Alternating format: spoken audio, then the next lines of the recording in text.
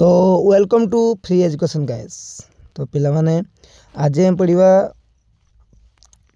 दशम श्रेणी इतिहास प्रथम अध्याय भारत जातीय आंदोलन गांधी युग।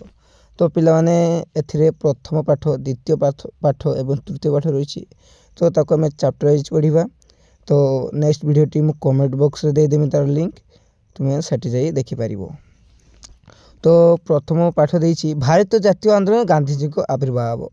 तो गांधीजी को आविर्भाव तांको जीवन किसी देखा और गांधीजी कौन कौन कर विषय टी देखा।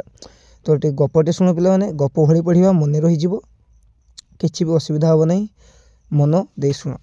पृथ्वी इतिहास पृष्ठ जो केते जन विशिष्ट व्यक्ति को नाम उल्लेख अच्छे से महात्मा गांधी अन्यतम। ताने जेते पृथ्वी इतिहास जेते लोकंकर सब ना उल्लेख होगी महात्मा गांधी होती अन्यतम। जातिर पिता महात्मा गांधी केवल भारत इतिहास नुहे समग्र विश्व इतिहास जड़े जननायक भाव परिचित। तो जननायक क्या कहवा ना, जे जनता मान मंगल चिंता करते जनता मान भल कम करते जननायक कहुए। भारतीय राजनीति तो पिला कौन ये देखिए भारतीय राजनीति रे महात्मा गांधी को प्रवेश भारतीय स्वाधीनता संग्राम रे एक नूतन अध्याय सृष्टि करथिला। तो कौन गांधीजी जो भारतीय स्वाधीनता संग्राम रे एक नूतन अध्याय सृष्टि करथिले ताने से कौन करथिले ना, भारतीय राजनीति रे महात्मा गांधी को प्रवेश है जाफल ताहा आम पाई एक नूतन अध्याय सृष्टि करथिला। एही महान पुरुष को पूरा नाम थिला मोहनदास करमचंद गांधी। तो मन को आसुथबो मोहनदास करमचंद गांधी कहीं नाम है। तो महात्मा गांधी को पिता बापा नाम अनुसार महात्मा गांधी को नाम मोहनदास करमचंद गांधी है। तो सी 1868 ख्रीष्टाब्द अक्टोबर 2 तारिख में गुजरात पोरबंदर नामक स्थान में जन्मग्रहण करते। तो यहाँ समस्ते जाचु। तब 1882 ख्रीष्टाब्द से कस्तूरबा को विवाह करते। तो पिला से कस्तूरबा को केबे विवाह करते, तो क्वेश्चन पड़े कस्तूरबा को महात्मा गांधी केबे विवाह करते 1882। तो पिला मन रखिथो जो 1882 इंग्लैंड जाते। तो पिला मन रखिथो ये 1882 ठीक 6 वर्ष पर से कड़े जाते पिला माने बारिस्टरी पढ़ाई इंग्लैंड यात्रा करते। तो यहाँ पर पढ़ा से देखा हो आउ गोटे पिला माने सूचना देखिपर तुम्हें जाच कि कस्तूरबा को समस्ते श्रद्धारे बा बोली संबोधन करते। कौन डाकुले पिला माने कस्तूरबा को समस्ते बा बोली संबोधन करते। गांधीजी को समस्त राजनैतिक कार्यकलाप से सहित रहिले एवं बहुत थर बंदी होते। तो गांधीजी जो आंदोलन करते सबू आंदोलन में कस्तूरबा गांधी भाग लेउथिले एवं सी मध्य गांधीजी सहित बहु बार बंदी होते इंग्रेज सरकार को द्वारा। तो मुझे पिलाने कहूली 1882 तापर ठीक 6 वर्ष पर देखिपार तो 1888 अक्टोबर मासरे गांधीजी बारिस्टरी पढ़ाई इंग्लैंड यात्रा कले। 1891 जून मासरे आईन शिक्षा समाप्ति पर से बारिस्टर भाव में राजकोट और बॉम्बे रे आईन व्यवसाय कले। दादा अब्दुल्ला नामक जड़े भारतीय मुसलमान व्यवसायी वकील रूपे एक मोकदमा लड़ाई से दक्षिण अफ्रिका नाटल नामक स्थान को जाते। तो क्वेश्चन पड़ जाए पारे दादा अब्दुल्ला नामक जड़े भारतीय मुसलमान व्यवसायी को वकील रूपे गांधीजी कुआड़े जाते गांधीजी नाटाल कहाँ को वकील हो जाते। तो क्वेश्चन पड़े लिखिदे पार पिला माने भावुची ता पिला माने देखिए श्वेतांग ये देखिपारे पिला माने श्वेतांग इंग्रेज मान वर्ण वैषम्य नीति जो कृष्णांग आफ्रिकीय सह दक्षिण आफ्रिकार काम करुवा भारतीय माने विभिन्न अत्याचार सम्मुखीन होते। तो कौन हो पिला माने इंग्रेज माने जो आमर इंग्रेज मान से गोटे नीति गोटे रूल प्रचलन करते श्वेतांग इंग्रेज मान वर्ण वैषम्य। तो कौन ना गुरा इंग्रेज माने वर्ण वैषम्य माने से गुरा से कला से रंग।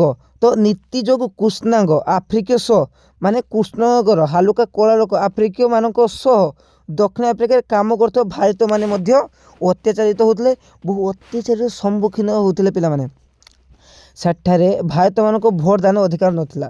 तो ये पिला माने जो दक्षिण आफ्रिका सेठारे भारतीय मानकर भोट दान अधिकार नथिला। ସେମାନଙ୍କର ନାମ ପଞ୍ଜୀକରଣ କରି ନିର୍ବାଚନ କର ଦେବାକୁ ପଡ଼ୁଥିଲା। ତ ନାମ ପଞ୍ଜୀକରଣ କରାଯିବ, ତାପରେ ନିର୍ବାଚନ କର ଦେବାକୁ ପଡ଼ୁଥିଲା। ତ क्वेश्चन पढ़िपारे दे भारतीय मानू कौन देवाक पड़ूला ना निर्वाचन कर देवाक पड़ूला। से बसति स्थापन जनाकीर्ण अस्वास्थ्यकर परिवेश रे स्थान उद्दिष्ट करा से मैंने राति 9टा पर घर बाहर को बाहरी पारे नहीं वो जनसाधारण पाद चला रास्ता व्यवहार कर पारु नथिले। से माने रेलगाड़ी प्रथम द्वितीय श्रेणी कोठरी यात्रा करि पारु नथिले। सेठरे बास करुथुबा भारतीय व्यवसायी बणिक जहाज मालिक श्रमिक को श्वेतांग माने कुली बोली संबोधन करुले और नीच दृष्टि देखुले। से कौन कौच पिला माने से माने के माने कोला लोक माने कोला रंगर जो लोक माने रेलगाड़ी प्रथम द्वितीय श्रेणी कोठरी यात्रा करि पारु नथिले। सेठे बास करुवा भारतीय व्यवसायी बणिक जहाज मालिक श्रमिक को श्वेतांग माने कुली बोली कहते माने जो भारतीय माने बास करते एवं व्यवसायी बणिक जहाजर मालिक श्रमिक को श्वेतांग माने माने इंग्रेज सरकार माने कौन बोली संबोधन करते कुली बोली संबोधन करते और नीच दृष्टि देखुले। तो देखिपे इंग्रेज माने आमको केते अत्याचार कर पिला माने से मन रखि महात्मा गांधी जिते प्रथम डबार जाते तो 2 जन कर्मचारी कौन करते ना प्रथम डबारू फिंगी देते बाहर कर देते से शपथ नहीं तुम्हें मैंने आज मत डबारू बाहर कर तुमको ये देश रू बाहर करी। तो आगू पढ़ा पिला माने गांधीजी को कचेरी ये पढ़ी देखी पार्थो गांधीजी को कचेरी कौन पिला माने गांधीजी को कचेरी भितर पगड़ी काढ़ी देवा कहला। ताने गांधीजी जेहेतु कला लोक थिले से कचेरी माने कूट्रे ना पगड़ी काढ़ी दियो।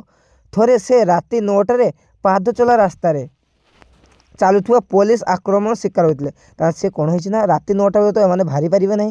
तो महात्मा गांधी कौन कर राति 9टा पर रास्ता को बाहरी से पुलिस आक्रमण करते समस्त होटेल रहा कोठरी देवाई मना करता ना तुम्हें आउे रही पार ना।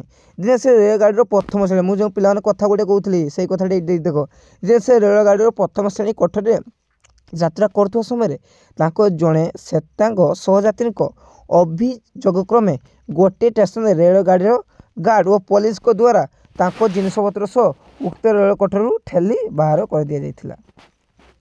श्वेतांग मान व्यवहार गांधीजी मन विद्रोही हो उठिला। विद्रोही माने रागी गले श्वेतांग मान माने इंग्रेज सरकार को रागिले किए रागिले ना महात्मा गांधी। सारे भारत मान मध्य राजनीतिक सचेतना जागृत करने गांधीजी 1894 के पिला 1894 नाटाल भारतीय कांग्रेस कौन ना नाटाल भारतीय कांग्रेस नामक एक राजनैतिक अनुष्ठान गठन कले। तो केबे पिला माने नाटाल भारतीय कांग्रेस अनुष्ठान गठन होता ना 1894 मसीह एवं श्वेतांग मान अत्याचार संबंध में जनसाधारण को अवगत कराइबा इंडियन ओपिनियन नामक एक संवाद पत्रिका प्रकाश कले। तार कौन पिला माने ना जनसाधारण मानक श्वेतांग माने माने इंग्रेज माने जो अत्याचार कर विषय जनवाई महात्मा गांधी कौन इंडियन ओपिनियन नामक एक संवाद पत्रिका प्रकाश कले। इंग्रेज मानक विरोध में संग्राम करने निमंते गांधीजी नेतृत्व नेले। यही संग्राम समय से सत्य और अहिंसा उपर आधारित नूतन अस्त्र सत्याग्रह परिवर्तन कले। कौन ना सत्याग्रह पिला ने गोटे वार्ड अच्छी ये देखिपे सत्याग्रह ये सत्याग्रह। तो सत्याग्रह कौन तो पिला माने सत्याग्रह कौन तो सत्याग्रह सत्य को रक्षा करने कौन पे सत्य को रक्षा करने जो आंदोलन करा जाए ताकू सत्याग्रह कहा जाए बा सत्य को रक्षा करने हिंसात्मक भाव जो आंदोलन करा जाए ताहा कहा जाए सत्याग्रह। प्रवर्तन करते कौन सत्याग्रह प्रवर्तन कले 1906 ख्रीष्टाब्द कौन 1906 ख्रीष्टाब्द जितेबाला दक्षिण आफ्रिका सरकार एक आईन प्रणयन कर प्रत्येक भारतीय को निजर अंगुली छाप थिबा पंजीकृत प्रमाणपत्र को सबु समय निज सहित बहन करने बाध्यतामूलक कले। गांधीजी उक्त आईन विरुद्ध आंदोलन कले एवं यही आंदोलन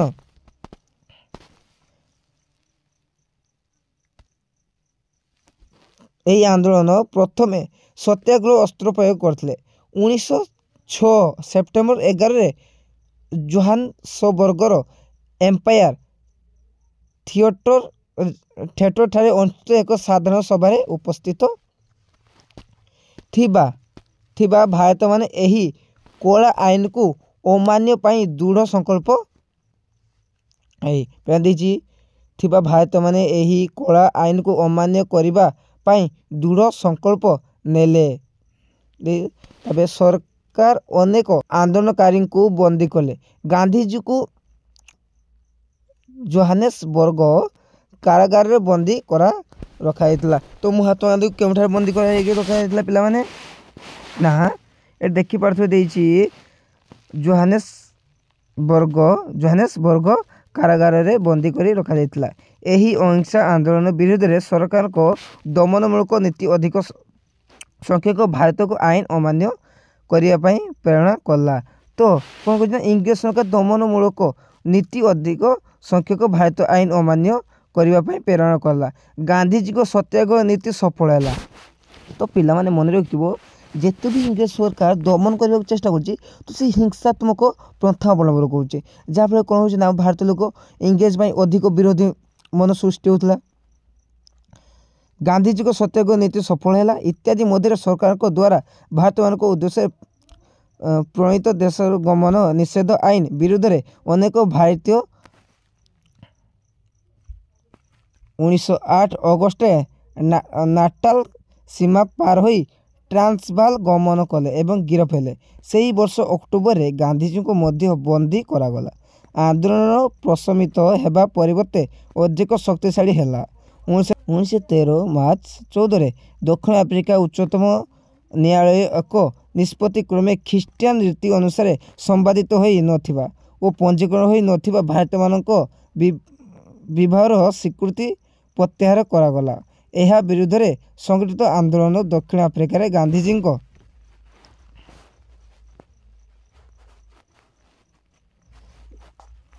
ନେତୃତ୍ୱାଧୀନ ଶେଷ ଆନ୍ଦୋଳନ ଥିଲା। ଗାନ୍ଧିଜୀଙ୍କ ନୂତନ ସଂଗ୍ରାମ ନିକଟରେ ଇଂରେଜ ସରକାର ହାର ମାନିଲେ ଏବଂ କେତେକ ନେତୃତ୍ୱାଧୀନ ଶେଷ ଆନ୍ଦୋଳନ ଥିଲା। ଗାନ୍ଧିଜୀଙ୍କ ନୂତନ ସଂଗ୍ରାମ ନିକଟରେ ଇଂରେଜ ସରକାର ହାର ମାନିଲେ ଏବଂ କେତେକ ଅପମାନଜନକ ଆଇନ ପ୍ରତ୍ୟାହାର କରିବାକୁ ବାଧ୍ୟ ହେଲେ। ସେ ସମୟରେ ଦକ୍ଷିଣ ଆଫ୍ରିକାର ଶାସନ ମୁଖ୍ୟ ଥିଲା ଜେନେରାଲ ସମଟସ୍।